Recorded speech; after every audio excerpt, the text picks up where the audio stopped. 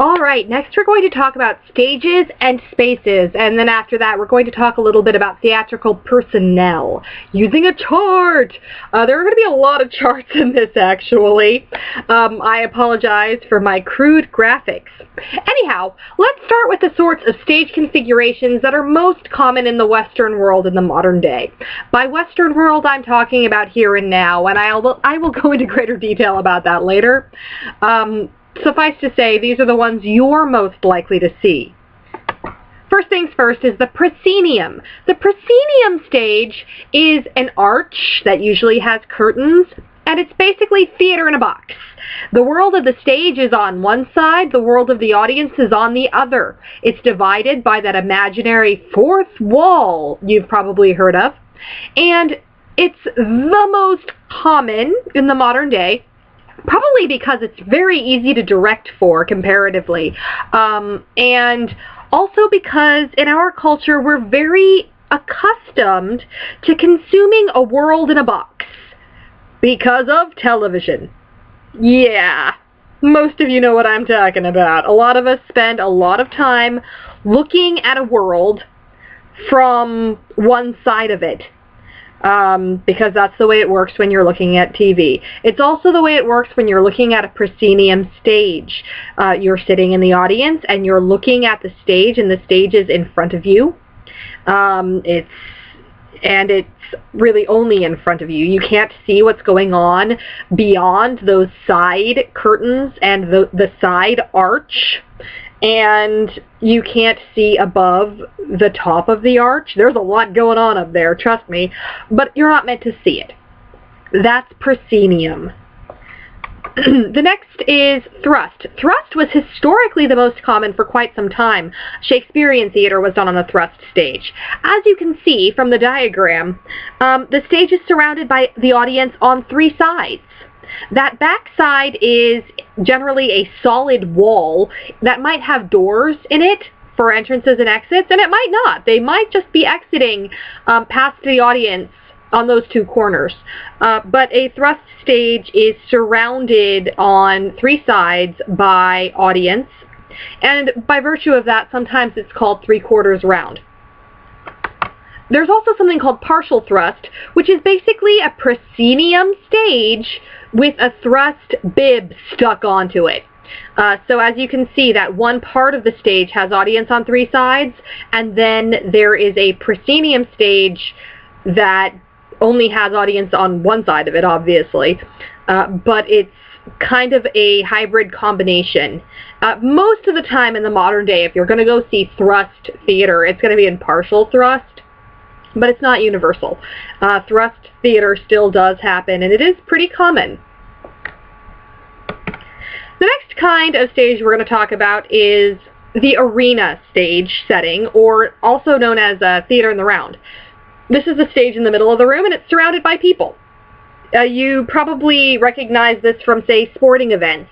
If you go to a football game, it's not exactly theater in the round, but it's definitely arena seating, right? You're sitting all around that field. Well, this also works in theater. This is actually very difficult to direct for because you don't want one part of your audience only seeing people's backs all the time. So you need to make sure that nobody is excluded from the action, and that can actually be very, very difficult in a theater in the round situation. So there you go. This is why we call thrust three-quarters round sometimes. This is theater in the round. And there you go. Most of the time the stage is lower than the audience, not universally. I saw this one really cool opera version of Oedipus where the central stage in a theater in the round situation went up, and it was covered in nets and ropes and cool stuff, and the players were above the audience working through the set like circus performers, and it was super cool. So the arena staging refers to the audience being around the stage and doesn't necessarily indicate whether the stage is lower or higher than the audience. The next type of staging that you might see is called environmental. In environmental theater, there are stage spaces all over the place, and there's audience all over the place. And it might even be flexible. Some of those stage spaces might move during the course of the performance. Environmental theater was very popular in the 60s and early 70s, especially in New York. It was a big thing. There was a lot of experimental theater done in environmental staging style. And every now and again in environmental theater, the director expects the audience to move around from place to place. And modern audiences don't really like that very much. We're a little bit lazy. We would rather just stay put and let the actors do the work, moving about. That, you know, anyway. Point being, you're less likely to see environmental than you are to see proscenium, thrust, partial thrust, or arena staging. But it still happens in the modern day.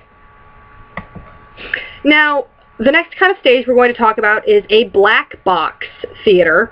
A black box is a fully adjustable theater, and what makes it fully adjustable is that the entire room, the entire space in a black box is supplied with a lighting grid. You can actually light any part of a black box, and by virtue of that, you can set up the stage anywhere you want. You can do proscenium theater in a black box. You can do arena theater in a black box. You can do thrust theater in a black box. Environmental theater, like whatever you want, you can do it in a black box because you are capable of lighting all parts of the room however you like. So you can put the audience where you want them to be. Usually we have risers and chairs and all sorts of things we can use to this end.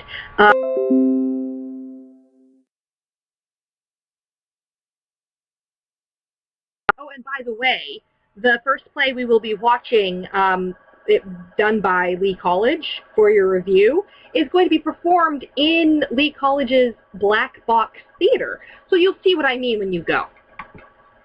All right, now let's talk about some historical examples. One of these is actually totally dead as far as I can tell.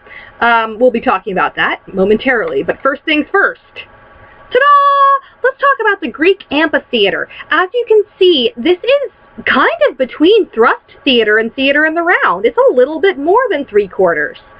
And also, the stage is much lower than where the seating is. Now, I really, really think this is super cool. This particular theater is famous. I believe this is a picture of the theater at Epidaurus.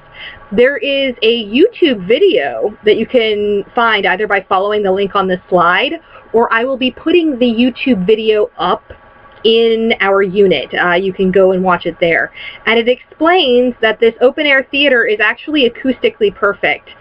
And that's super cool because that's a lost technology.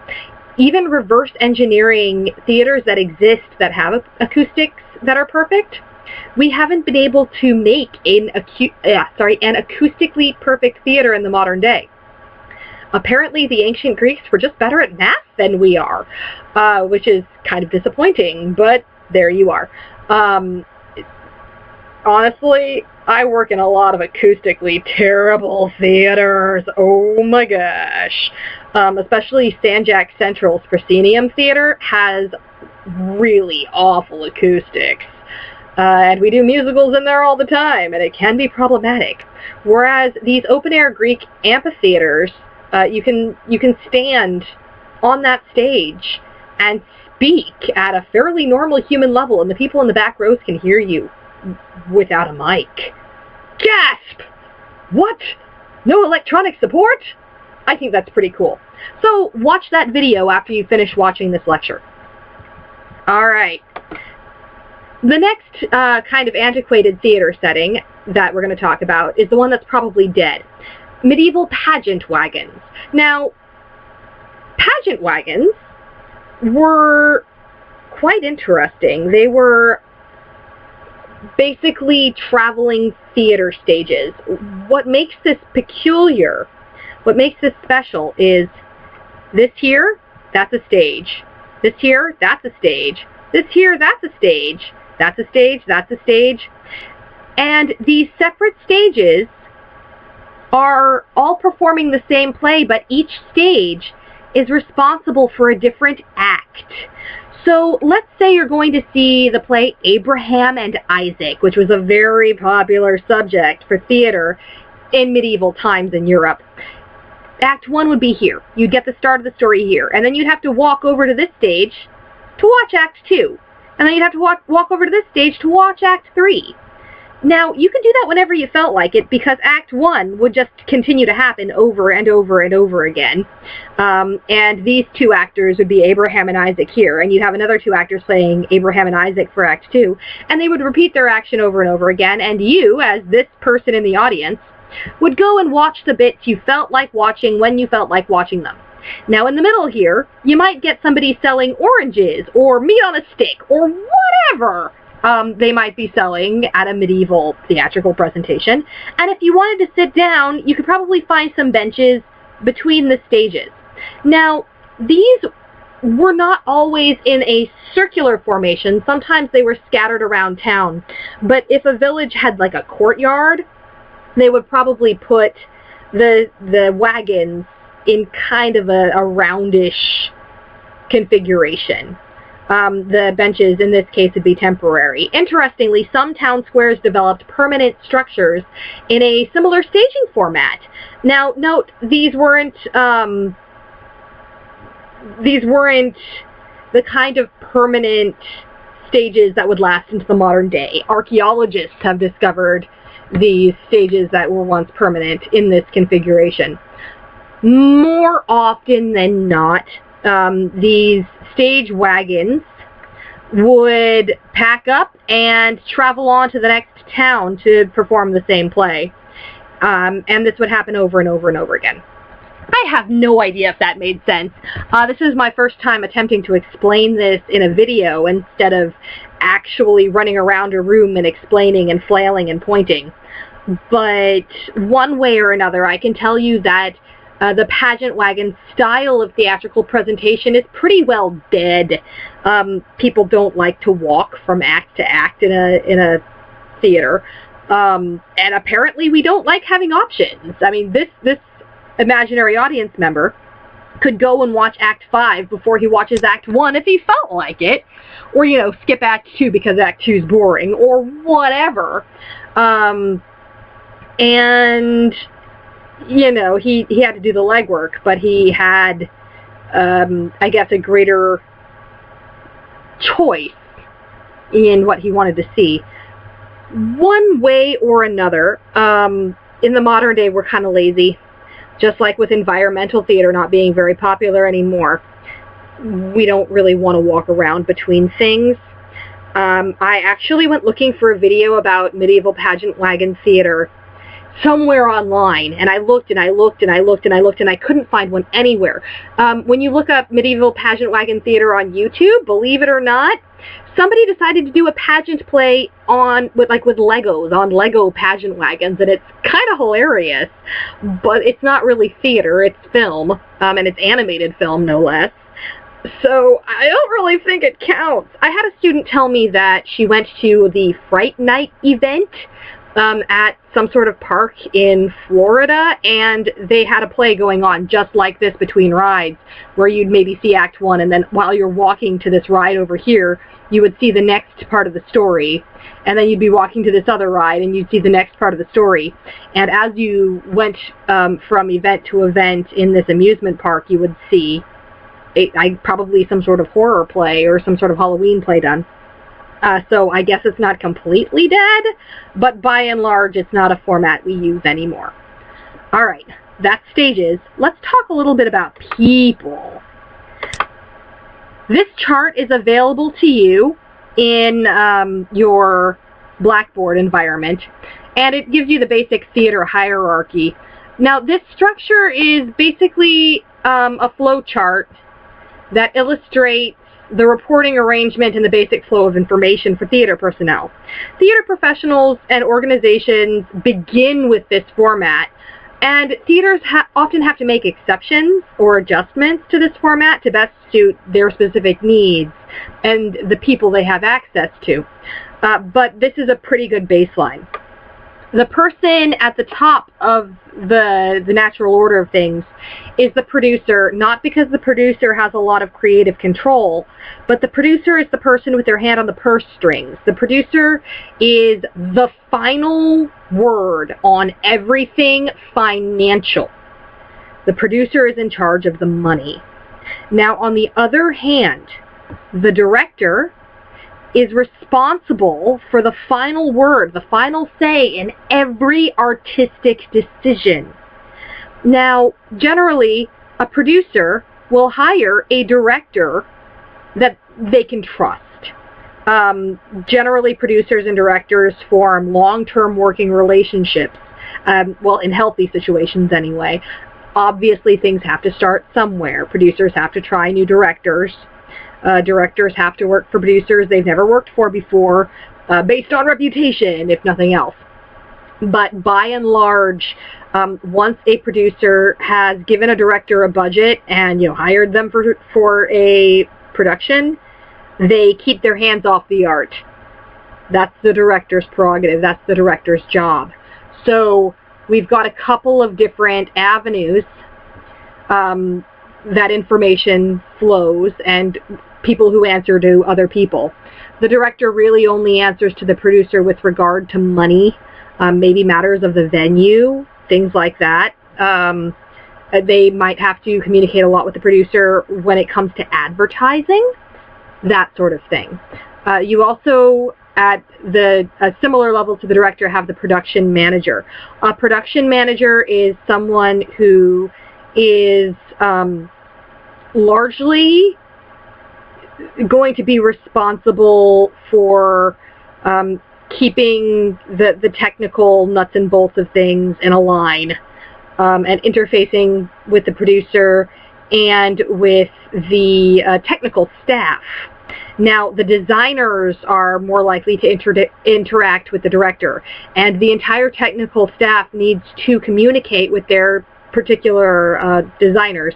We're going to be talking about that in great detail, but that's kind of the top of things. The director, like I said, is the be-all and end-all, the final word on all things artistic.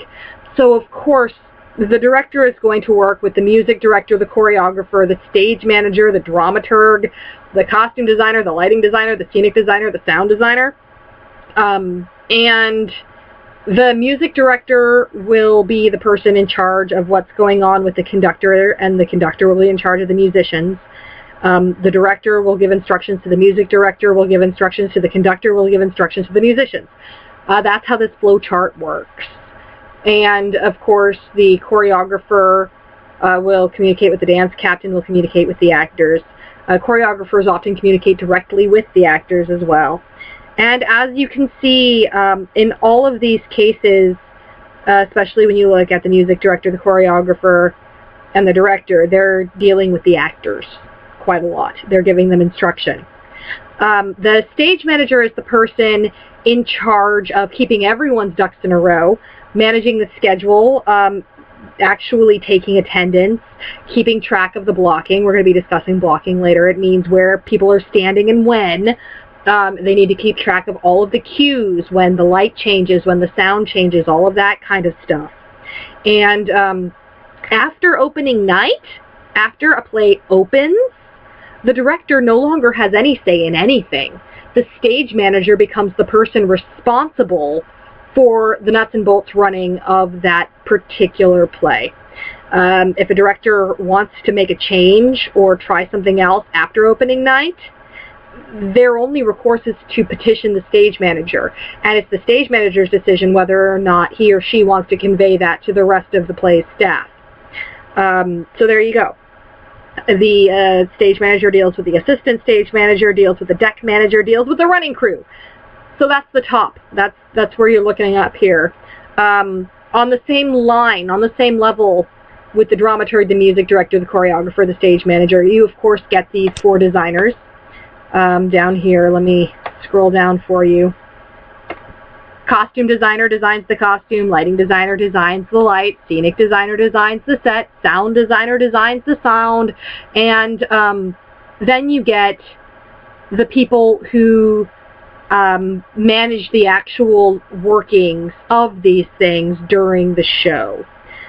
Say the lighting designer needs to deal with the master electrician, needs to deal with the build crew, who are the electricians who hang the lights and focus the lights.